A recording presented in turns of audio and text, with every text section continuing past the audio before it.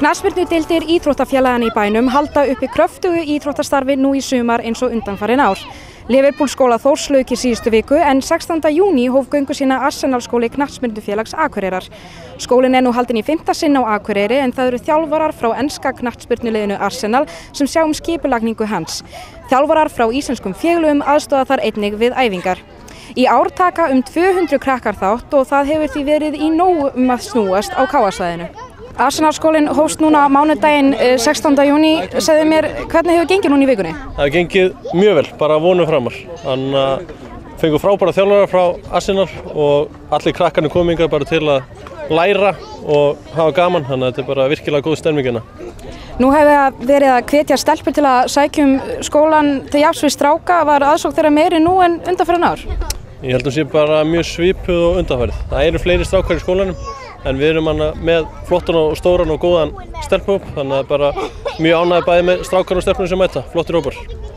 Eru það að sjá sömu krakkana taka þátt í skólanum oftar en einu sinni? Já, það er alveg stór hópur sem kemur ár eftir ár, en svo er einnig stór hópur sem er að koma í fyrsta sinn, sem að þetta verður bara fín blanda af krökkum sem þekkja skólan og krökkum sem er að fá að upplifa skólan í fyrsta sinn. Þannig að hópurinn fer svona jafnt og þétt stækkandi með árunum? Nei, þetta er bara alltaf góð skráning. Þannig að það er einhverjir sem koma bara einu sinni og einhverjir sem koma 4 sinnum. Þannig að þetta er bara, bara mjög fínt alltaf.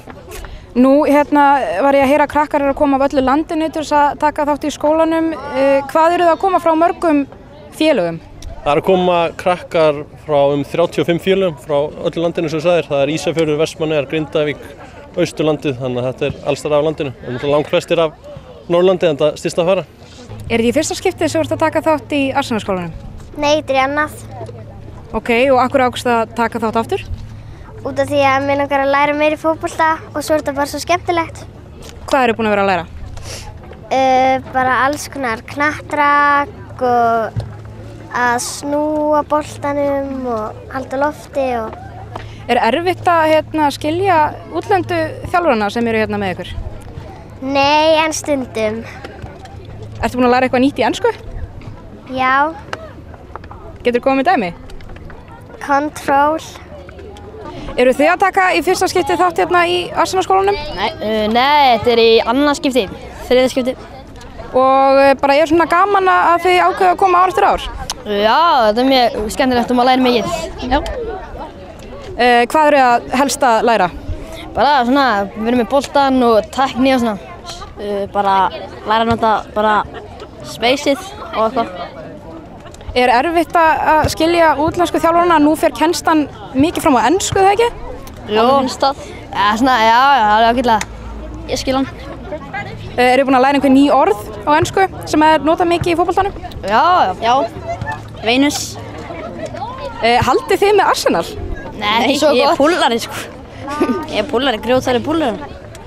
Is this your first time as a coach at the summer school here in Akureyri? Yeah, it is. First time in Iceland as well, so yeah. Okay, so what do you think about it so far? I'm very impressed. The setup is fantastic. The facilities are excellent, and above all, the kids are fantastic. Their ability is very good, and also willing to learn, and they want to learn and improve.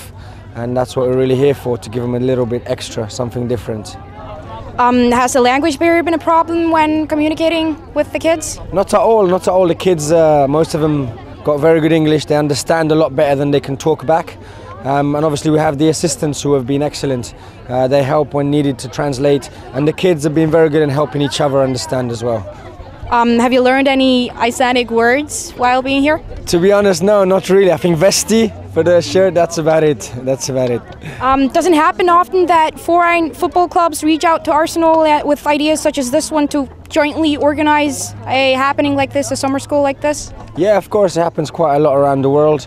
I myself have been out to Morocco and India before, and it does happen, and it's about exploring, seeing what other countries have to offer, their style of football, and trying to give them the Arsenal way as well. Are you going to be back next year? I hope to be, yeah, I'd love to be back. I'd love to be back, definitely. Hvernig finnst þér skipulagningin í Arsenal-skólanum í ár? Heyrðu, bara rosa fín. Krakkarnir alveg himminsælir og bara virkileg gleði.